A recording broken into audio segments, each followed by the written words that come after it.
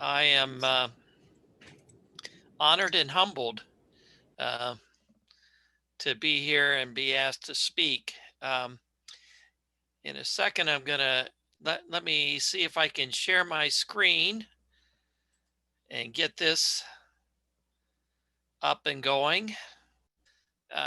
Telling truth, slant in a tilted world. It seems to me that we've certainly been living in a tilted world for the last year. COVID has certainly tilted our world.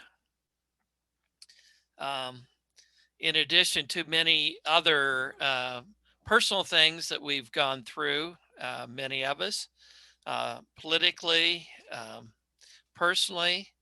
And I also think about for those of us who live in Europe, the UK, and North America, how we are moving into a post Christian or deep into a post Christian era where a lot of the touchstones that we had as societies are no longer there. Think of how, just as a brief example, how scripture references were often used in book titles and people immediately got them. I think of Graham Greene's The Power and the Glory or uh, John Steinbeck's East of Eden. And we've lost some of those today. So, but the world is tilted, and um, telling true slant is from one of my favorite quotations. Um, this is Emily Dickinson. Tell all the truth, but tell it slant. Success in circuit lies, too bright for our infirm delight. The true superb surprise is lightning to the children eased with explanation kind. The truth must dazzle gradually, or every man be blind. I first heard the tell the truth, but tell it slant years ago, um, and have wrestled with that for a long time. And yet it seems to me to be a good way for us to operate in this day, to tell the truth, but tell it slant. And I'll say more about that.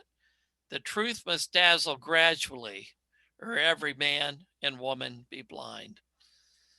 Um, the early friends, of course, called themselves the publishers of truth.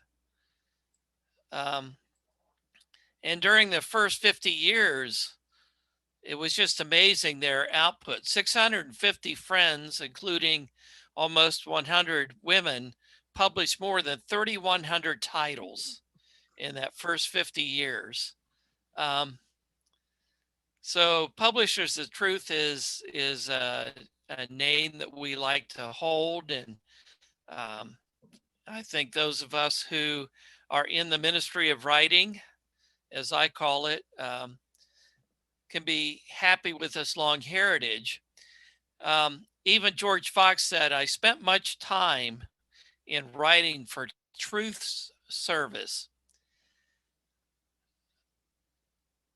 Now, as a postmodern Quaker, um, I would probably change that for me to say I spend much time in writing and hoping to be helpful. Um, but it's still that idea of telling truth, and that our writing should tell truth and good news. One of my favorite uh, writing books was William Zinzer's On Writing Well.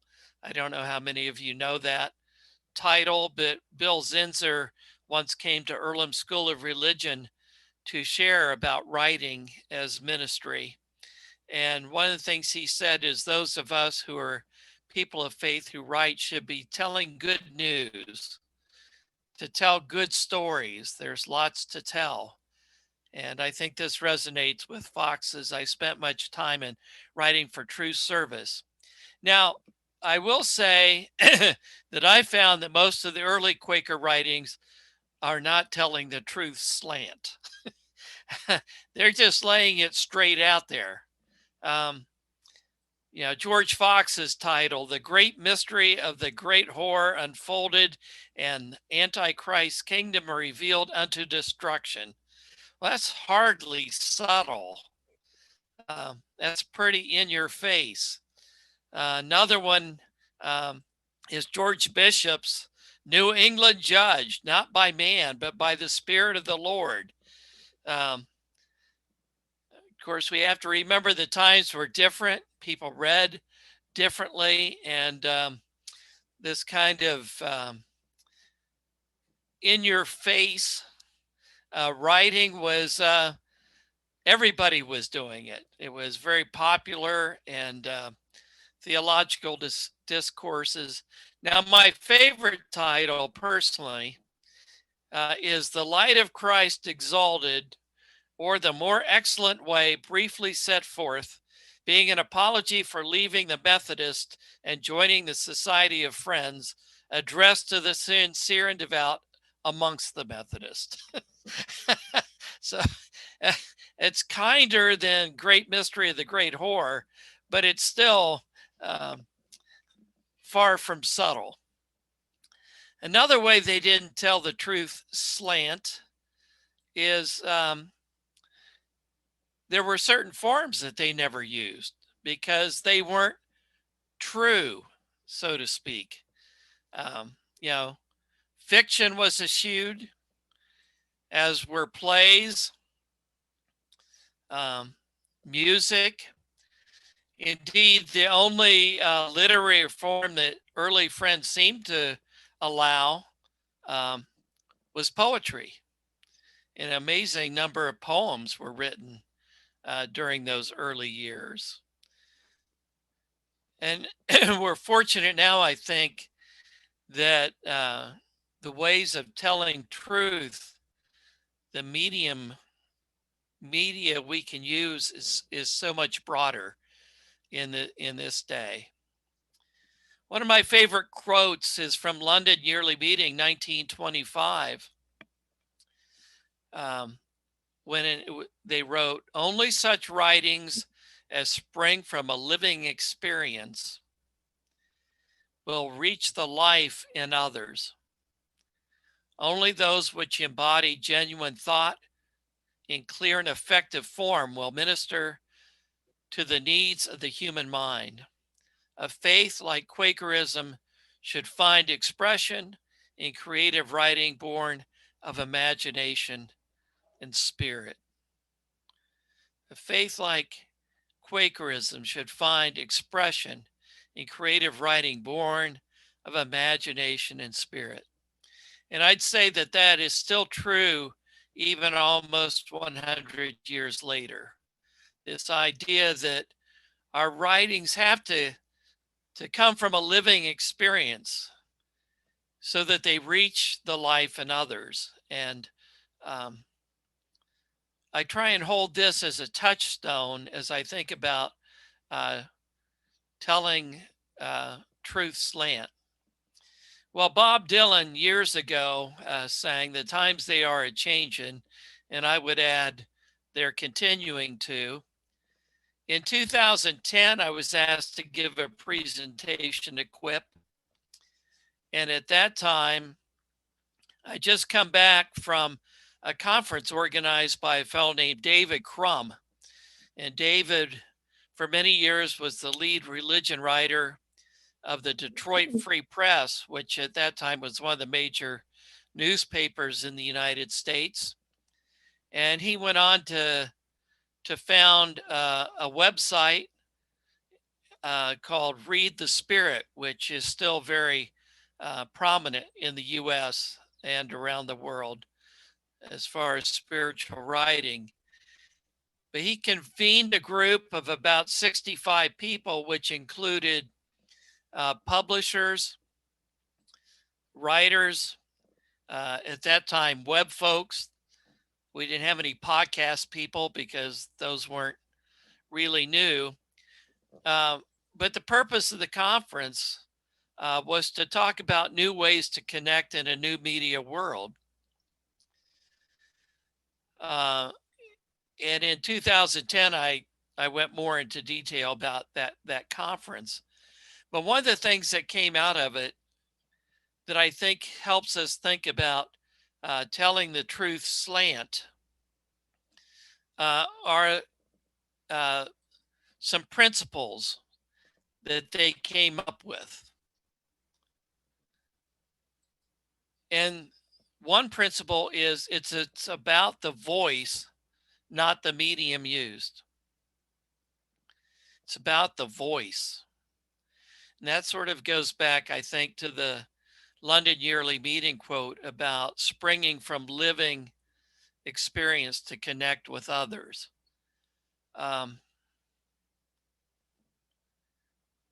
Another is if we're people of truth, then we don't have anything to fear from creatively, vigorously searching for truth. Instead of perhaps sitting down to write from the truth we know or are certain about, to really examine the truth that we want to tell. People have often asked me, how do you come to write the books that you write? You know, did you write Holy Silence because you're an expert on holy silence? And indeed, I'm not. I'm um, a noisy Quaker, as my friend Canby Jones, who taught at Wilmington College, my mentor, said. You know, I grew up a pastoral friend, and I know a lot of Quakers who are noisy friends, whether they're pastoral or not. Our image of being a quiet people. I said, just come to monthly meeting or fellowship hour, and you'll see how quiet we are. We might be silent during worship, but um, I write a lot of the books I've written because I want to explore that subject, explore the silence. The one on Sacred Compass on discernment. It's not because I'm an expert on discernment. Um, it was because I really wanted to explore uh, what is the Quaker way of discernment and how do we make it practical for our daily lives, for my daily life. In some ways, the only book I wrote as an expert, because I knew a lot, was Life Lessons from a Bad Quaker. But even that one was wanting to explore how the testimonies are not just big thoughts, but that they really have to impact our lives, or they're not much use at all. Uh, if if I say I'm for peace, but don't know how to practice it to get along with the neighbor who voted for the wrong candidate, then it's not of much use to me. So to vigorously search for the truth as we write will help us write the true slant. Another one is that I enjoyed from this presentation I've tried to hold in front of me is it's about connection, not competition. That our voices as writers should call people together and not separate them. Now, I can't speak for the UK or European political voices, but I certainly can speak for United States. And for too many recent years, we had, and we still do have, people who are pulling us apart and not bringing us together. And so, as people of faith, um, our voices should call people together,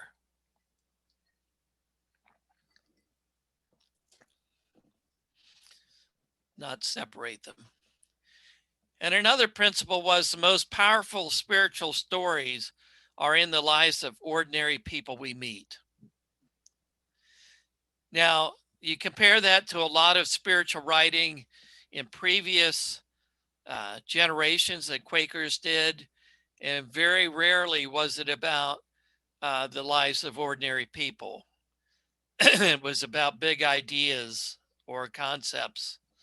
Um, but spiritual stories resonate with people today. And our spiritual stories, I think, are important in this connection with the ordinary. A couple other principles were that, and something that we need to remember, and I think that we friends have to offer, is millions of people are looking for the best path towards a spiritually satisfying home. A spiritually satisfying home. Phyllis Tickle, who I don't know if you all know that name, Phyllis Tickle was a wonderful writer here in the US who passed a few years ago.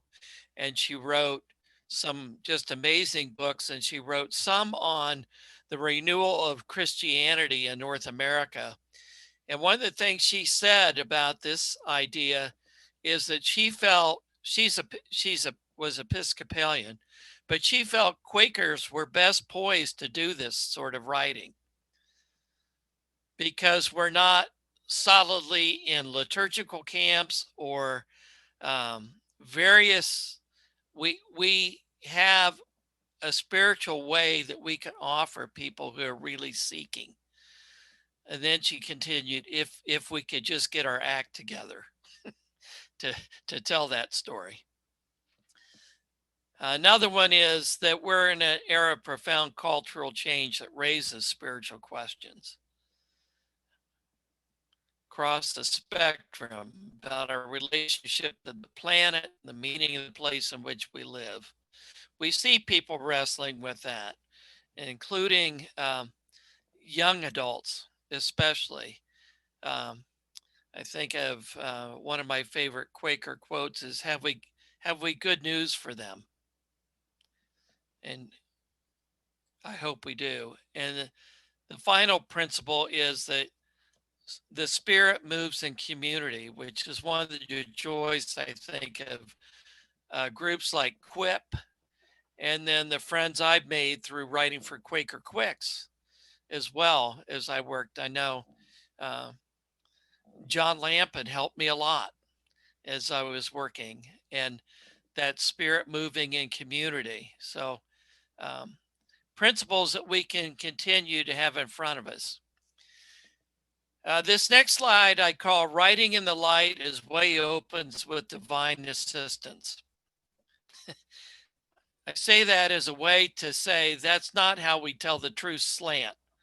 That's just so filled with Quaker ease, as I call it.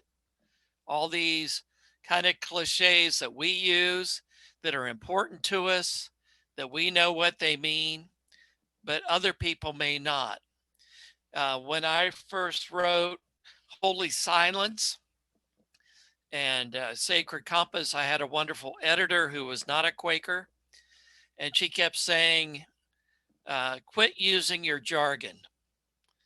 Tell me plain what you're talking about. And so I think part of the way we tell true slant is that we have to reframe our unique language into the language of our readers.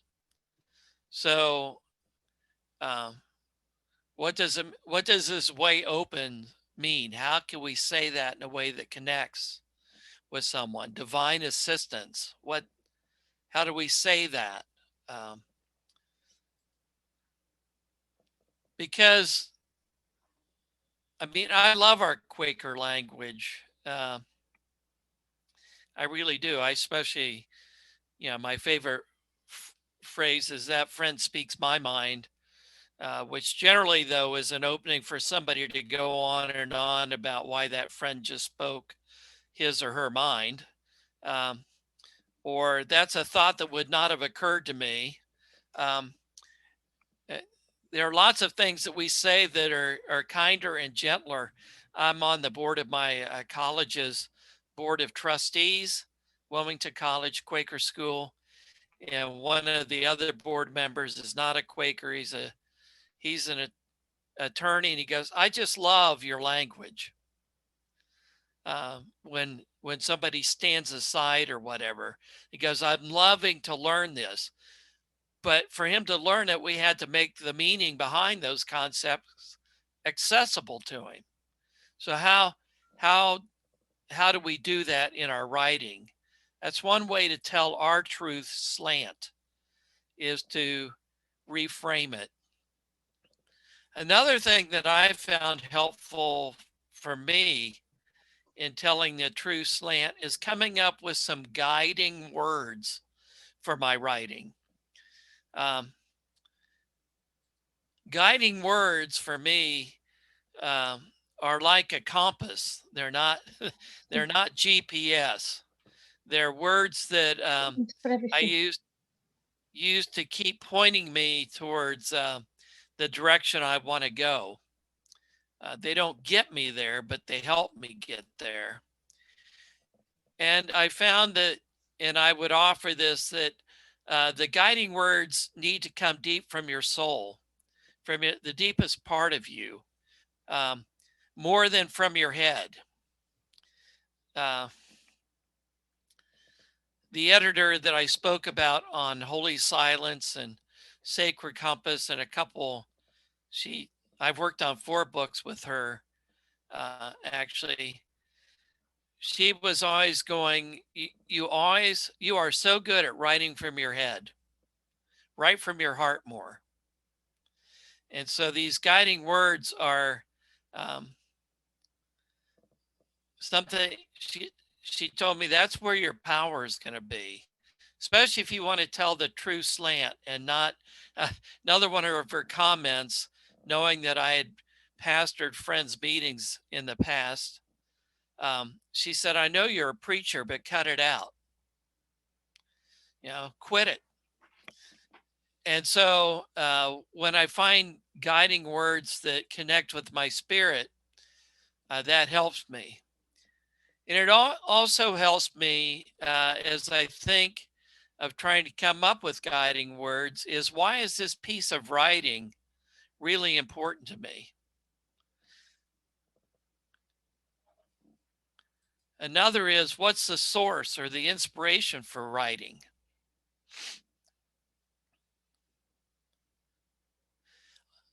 I always have lots of ideas about what I'd like to write. But if there's no deep source, no deep inspiration that is guided by these principles, these guiding words, then often the writing's flat or stale and not very helpful. And so I always have to ask, is this coming from inside me? Does it come from my heart or my head or even my body?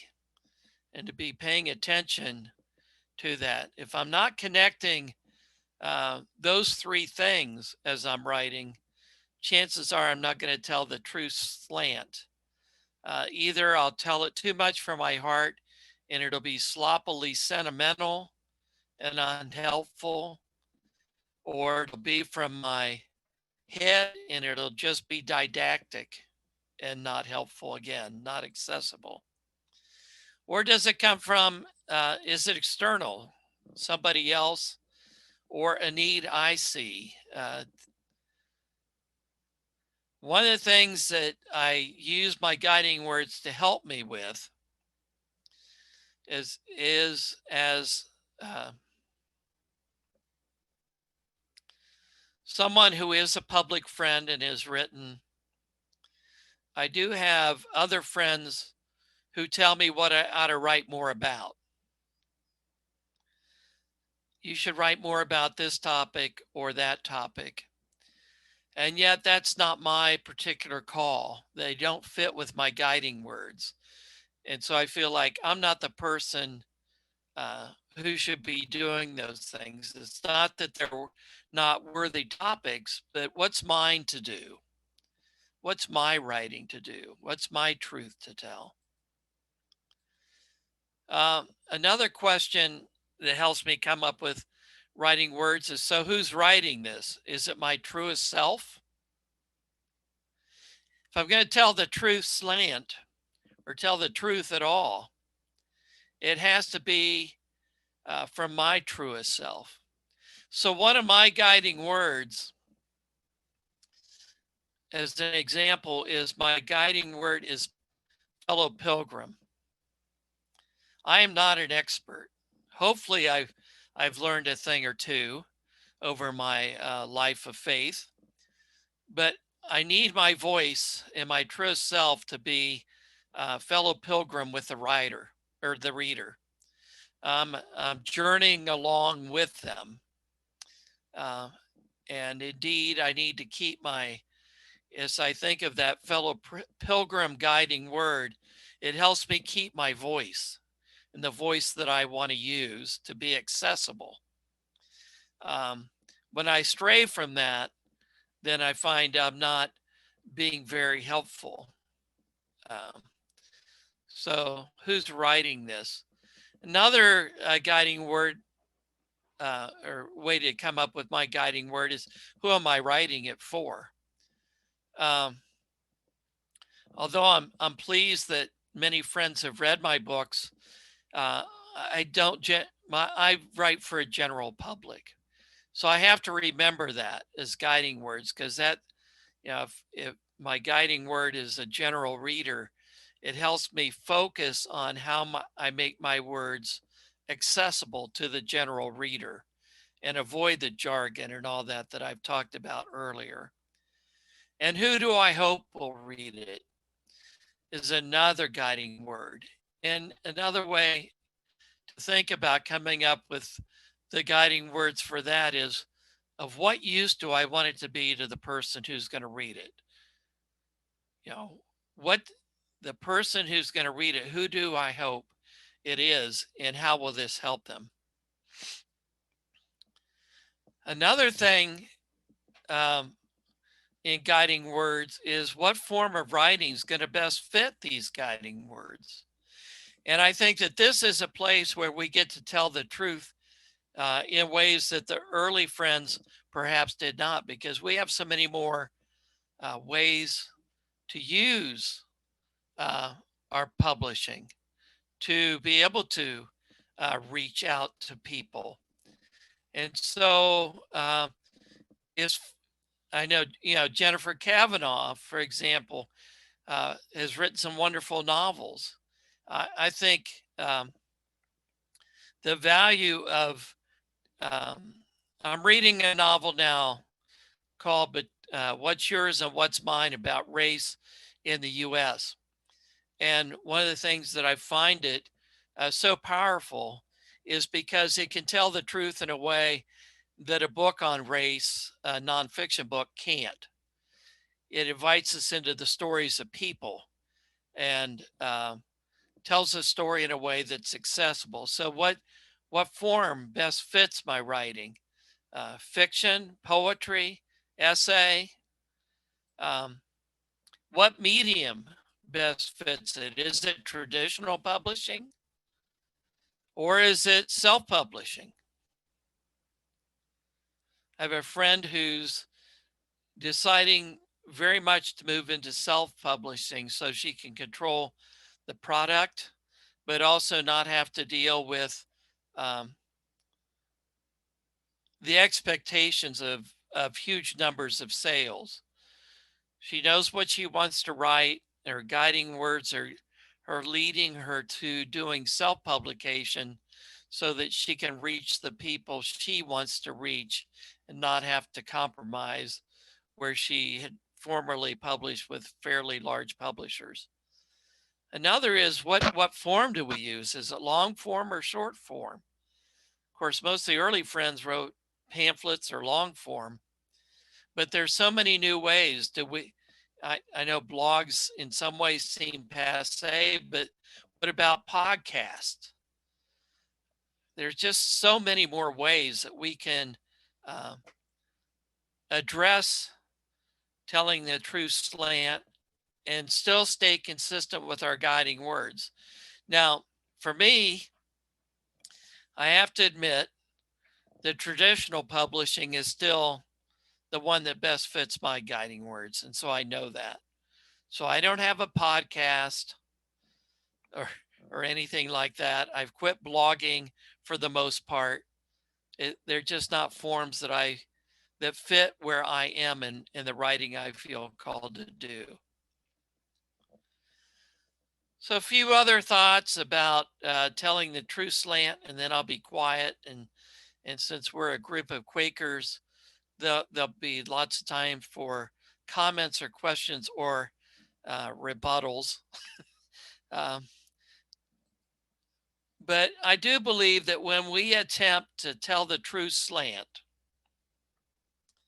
to avoid jargon and all that, it results in writing that's true at its deepest level. Going back to that London Yearly Meeting quote, the experience in us connects with the experience in the reader. So writing that's true at the deepest level that really resonates. It tells the deepest truth it knows for both you and the reader. I mean, as I said, one of my audiences is me as I write. The idea of my own self discovery, but it also invites the reader into self discovery to what's true. I also think that telling the truth slant is an act of courage and takes you out of your comfort zone. I wrote a good number of books before I tried telling the truth slant. And the editor I spoke of earlier, her name's Lil Copan, uh, kept telling me I was playing it. She goes, you're a great technical writer, but you play it safe too much. You almost reveal yourself and then you hold back. And so for me to tell the truth slant and to be honest takes me out of my comfort zone. Now I can always, as I tell writing classes, I can always bop back into comfort zone when I'm in my final editing because I can decide how much I need to reveal or how much I need to say. But it's still an act of courage and takes me to uncomfortable places. But that's something I found I need to do if I want to write authentically, to be true to the kind of guiding words I have in the writing I want to do. Another thing I believe about telling the truth slant is if we do that, it expresses hope and not despair. Uh, uh, that it's life giving and life affirming, even when it's telling about hard things. I mean, in one of my books, Mind the Light, for example, I talk about my best friend committing suicide at my house when we were 21. And that was a hard thing. And though there was no happy ending per se, the lessons that were learned for me that changed me and made me into the person I am were ultimately life affirming um, as I move forward through life and uh, could do ministry. It also, I believe, engages readers at a place that's important to them. And it's often messy and not neat, especially in our drafts. To let it be messy, let it see where it's going. Back to that principle about just keep seeking the truth. And one thing I found, it keeps me as a writer from giving platitudes or easy answers. Uh, I know I don't need those in my life, and readers don't need those. They will walk away. So if we can tell the true slant, it keeps us from using our platitudes or falling back on our cliches. Just a few other thoughts. I believe if you want to see if you're telling the truth slant, check and see if your writing's invitational. If it invites the reader into what you're talking about instead of just laying stuff on them, that it's hospitable, that your writing is warm and caring, that it's accessible with your language. I'd also say that it's fierce. Love is often fierce, deep love. So it doesn't hold back, that it's authentic. It's grounded in the stuff of daily life. Now, this is a big change, I believe, from a lot of early Quaker writing, even the journals. Um, they may have recorded some things in daily life, But what's the connection with our faith with daily life, and to ground it in the ordinary experiences where the guiding hand of God rests upon us lightly, as one friend said, and that it is really valuable and important to the reader. So I'm going to stop sharing and be quiet and see. I hope this has been helpful. And